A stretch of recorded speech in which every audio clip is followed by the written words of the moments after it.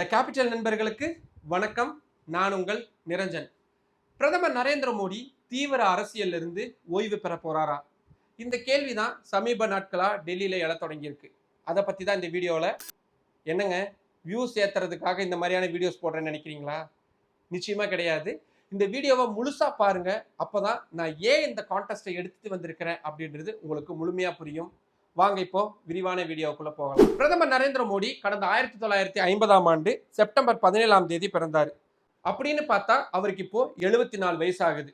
2025ஆம் ஆண்டு செப்டம்பர் மாதம் வந்தா அவருக்கு வயது 75. நிறுத்து. இப்ப எதுக்கு பிரைம் மினிஸ்டரோட டேட் ஆஃப் பர்த் எங்களுக்கு சொல்லிட்டு இருக்கீங்க? அதை தெரிஞ்சுக்கிட்டு நாங்க என்ன பண்ண போறோம் அப்படின்னு உங்க மனசு பேசுறது எனக்கு இங்கே வரைக்கும் கேட்குது.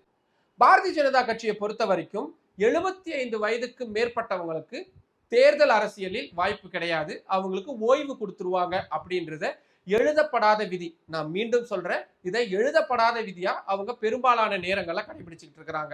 கடந்த காலங்கள்ல பார்த்தா சுமித்ரா மகாஜன் பாரதிய ஜனதா கட்சியுடைய மிக மூத்த தலைவராக இருந்தாரு. அவருக்கு தேர்தலில் போட்டியிடுறதுக்கான வாய்ப்பு அப்படின்றது வழங்கப்படல. அதுக்கு காரணம் இந்த 75 வயது அப்படின்ற விஷயத்தை தான் காரணம் காட்டியிருந்தாங்க அப்படின்ற மாதிரியான தகவல்கள்லாம் வெளியாயிருந்தது. அது மட்டும் இல்லாம கடந்த நாடாளுமன்ற தேர்தல் அப்போ மத்திய பிரதேசத்துடைய முன்னாள் அமைச்சரான பாஜகவை சேர்ந்த குஷும் மாத்தேலா ஒரு பேட்டியில சொல்லியிருந்தாரு. 2018ஆம் ஆண்டு மத்திய பிரதேச சட்டப்பேரவை தேர்தலில் எனக்கு போட்டியிடுறதுக்கு வாய்ப்பு வழங்காம இருந்தாங்க பாஜக தலைமை. காரணம், நான் 75 வயதை கடந்துட்டேன் அப்படின்றது சொல்லியிருந்தாங்க அப்படின்றது அவர் பதிவு பண்ணியிருந்தாரு. கடந்த 2024ஆம் ஆண்டு நாடாளுமன்ற தேர்தல் அப்போ பிரச்சாரத்தின் போது ஆம் ஆத்மி கட்சியுடைய தலைமை ஒருங்கிணைப்பாளரான அரவிந்த் கெஜ்ரிவால் ஒரு இடத்துல பேசும் பொழுது, பாஜகவை பொறுத்த வரைக்கும் 75 வயசுக்கு அப்புறம் தீவிர அரசியல்ல இருந்து மூத்த தலைவர்களுக்கு ஓய்வு கொடுத்துருவாங்க. அதன் அடிப்படையில பார்த்தா மோடி அவர்களுக்கும் விரைவில் ஓய்வு அப்படின்றது கிடைச்சிரும் அப்படின்ற மாதிரியான விமர்சனங்களை சொன்னதோடு மட்டும் இல்லாம எல்கே அத்வானி, முரளி மனோகர் ஜோஷி அப்படின்னு நிறைய மூத்த தலைவர்கள் இப்படிதான் அவருடைய வயதின் காரணமா ஒதுக்கப்பட்டிருக்கிறாங்க அப்படின்றத சொல்லியிருந்தாரு. ஆக்சுவலா அவர் சொன்ன டேட்டா தப்பு. ஏன்னா 2019ஆம் ஆண்டு வரைக்குமே எல்கே அத்வானி தீவிர அரசியல்ல தான் இருந்தாரு. அதுக்கப்புறம் ரொம்ப உடல்நிலை பாதிக்கப்பட்டதுனால தான் அவரு தீவிர அரசியல்ல இருந்து ஒதுங்கினாரு அப்படின்றதையும் நம்ம இந்த இடத்துல பதிவு பண்ண வேண்டியதா இருக்கு. ஆனா இந்த 75 வயது கட்டுப்பாடு அப்படின்றது பாஜகவுடைய விதிகள்ல எங்கேயும் குறிப்பிடல. அதனால அது பிரதமர் நரேந்திர மோடிக்கு எந்த வகையிலும் பொருந்தாது அப்படின்றத ஏற்கனவே பாஜகவுடைய மூத்த தலைவர்களாகவும் இப்ப மத்திய உள்துறை அமைச்சராகவும் இருக்கக்கூடிய அமித்ஷாவும் பாதுகாப்புத்துறை அமைச்சராக இருக்கக்கூடிய ராஜ்நாத் சிங்கும் கடந்த 6 மாதத்துக்கு முன்னாடியே உறுதிப்படுத்தி இருந்தாங்க.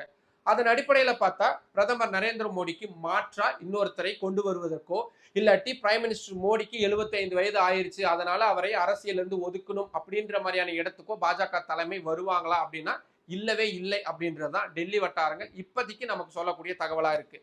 ஆனா நாடாளுமன்ற தேர்தல் அப்போ 400 இடங்களுக்கு மேல ஜெயிப்போம் அப்படின்றதுதான் பாரதிய ஜனதா கட்சியுடைய கோஷமா இருந்தது. ஆனா தேர்தல் முடிவு எப்படி இருந்தது? அவங்களால தனித்து ஆட்சியை கூட அமைக்க முடியாத ஒரு இடத்துல மைனாரிட்டி அரசா தான் இப்ப அவங்க அதை நடத்திக்கிட்டு இருக்கிறாங்க. அந்த சமயத்துலதான் பிரைம் மினிஸ்டர் மோடிக்கு மாற்றா வேறு ஒரு முகத்தை RSS தேடுகிறதோ அப்படின்ற ஒரு பேச்சுகள் பலமா எழுந்திருந்தது. ஏன் நம்ம சேனல்லயே கூட சில வீடியோக்கெல்லாம் அதை பத்தி நம்ம போட்டிருந்தோம். ஆனா அதுக்கப்புறமா நடந்த ஹரியானா, மகாராஷ்டிரா, டெல்லி அப்படின்ற சட்டப்பேரவை தேர்தல்கள்ல சொல்லி கில்லி மாதிரி அடிச்சிருந்தாரு பிரைம் மினிஸ்டர் மோடி. அதனால அவருடைய கிரேட் அப்படின்றது ஏறி இருந்தது. இன்னொரு பக்கம் பாகிஸ்தானுக்கு எதிரான போர்ல ஆபரேஷன் சிந்தூர் அப்படின்றத நடத்தி இருக்கிறேன் அப்படின்ற விஷயத்த பிரைம் மினிஸ்டர் மோடி பேசுறதோடு மட்டும் இல்லாம பாரதிய ஜனதா கட்சி தலைவர்களும் பெரிய அளவுல பேச தொடங்கி இருக்கிறாங்க. வரும் செப்டம்பர் மாதம் பிரதமருடைய பிறந்த நாள் அப்படின்றதுனால அடுத்த 6 மாதத்திற்கு அதை கொண்டாடி தீர்க்கணும் அப்படின்ற ஒரு இடத்துக்கு தான் பாரதிய ஜனதா கட்சியுடைய டெல்லி தலைமை நிர்வாகிகள் வந்திருக்கிறாங்க. எந்த அளவுக்குன்னா அடுத்தடுத்து நடைபெறக்கூடிய பீகார் சட்டப்பேரவை தேர்தல், அதுக்கப்புறமா நடக்கக்கூடிய கேரளா, தமிழ்நாடு, புதுச்சேரி, மேற்கு வங்கம் மாதிரியான சட்டப்பேரவை தேர்தல்களில் எதிரொலிக்கக்கூடிய வகையில பிரைம் மினிஸ்டர் மோடியுடைய இமேஜை இன்னும் உயர்த்தக்கூடிய அளவுக்கு அதை கொண்டாடி தீர்க்கணும் அப்படின்ற மாதிரியான வேலைப்பாடுகள்லாம் நடந்துகிட்டு இருக்கு. நீங்க வேணா பாருங்க, சரியா 1.5 to 2 மாதங்களுக்கு அப்புறமா back to back announcements prime minister மோடியுடைய அவருடைய பர்த்டே செலிப்ரேஷன்ஸை இந்தியா ஃபுல்லா எந்த அளவுக்கு கொண்டாடணும் அப்படின்றது சம்பந்தமான விஷயங்கள் வரும். ரொம்ப ரொம்ப பெரிய அளவுல இதுவரைக்கும் இல்லாத அளவுக்கு அதை பாஜக திட்டமிட்டு இருக்கிறாங்க. அதனால நாடாளுமன்ற தேர்தல் அப்போ இழந்த செல்வாக்கை சட்டப்பேரவை தேர்தல்கள் அதுக்கப்புறமான ஆபரேஷன் சிந்தூர் இதன் மூலியமா மீட்டெடுத்திருக்கிறாரு. அதை இன்னும் உறக்க சொல்லக்கூடிய வேலைகள்லையும் பிரைம் மினிஸ்டர் மோடி ரொம்ப தீவிரமா களமிறங்கி இருக்கிறாரு அப்படின்றதா நம்ம புரிஞ்சுக்க வேண்டியதா இருக்கு. இந்த வீடியோ ரொம்ப பிரைம் மினிஸ்டர் மோடியை பிரைஸ் பண்ற மாதிரியான வீடியோவா இருக்கும். நிச்சயமா அதெல்லாம் எந்த நோக்கமும் கிடையாது. இருக்கக்கூடிய ரியாலிட்டியை சொல்லணும் அப்படின்ற ஒரே நோக்கம் மட்டும்தான் இந்த வீடியோக்கானது. இப்போ பிரதமர் மோடி பற்றின இந்த பிம்பம் அப்படின்றது எந்த அளவுக்கு முக்கியமானது? 75 வயது கடந்தவங்க அரசியல் இருந்து ஓய்வு பெறணும் அப்படின்ற அந்த விதி அவருக்கு பொருத்தப்படணுமா வேண்டாமா?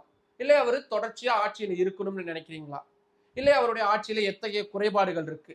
இது பத்தின எந்த கருத்துகள் இருந்தாலும் கீழே கமெண்ட் பாக்ஸ்ல சொல்லுங்க. மற்றும் ஒரு வீடியோவில் சந்திக்கலாம். நன்றி. நம்மளோட இந்த கேபிட்டல் சேனலை இன்னும் நிறைய பேர் சப்ஸ்கிரைப் பண்ணாம பார்த்துட்டு இருக்கீங்க. உங்களுக்கே தெரியும், உங்களுடைய ஆதரவின் அடிப்படையில் தான் இந்த சேனலை நான் ரன் பண்ணிக்கிட்டு இருக்கிறேன். டெல்லியில இருந்து இயங்கக்கூடிய முதல் யூடியூப் சேனலா இதை நான் ரன் பண்றதுக்கான மிக முக்கியமான காரணம், இந்த மாதிரியான அரசியல் சார்ந்த விஷயங்கள், மற்ற அறிவிப்புகள் மாதிரியான முக்கிய விஷயங்கள் எல்லாத்திலையுமே பொதுமக்களுக்கு உடனுக்குடன் போய் சேரணும் அப்படின்றதுக்காக தான். இதுக்காக நான் உங்கள்கிட்ட இருந்து எதிர்பார்க்கறது உங்களுடைய ஆதரவு மட்டும்தான். நம்ம சேனலை சப்ஸ்கிரைப் பண்ணுங்க, நம்ம வீடியோஸை நிறைய பேருக்கு கொண்டு போய் சேருங்க, லைக் பண்ணுங்க, கமெண்ட் பண்ணுங்க.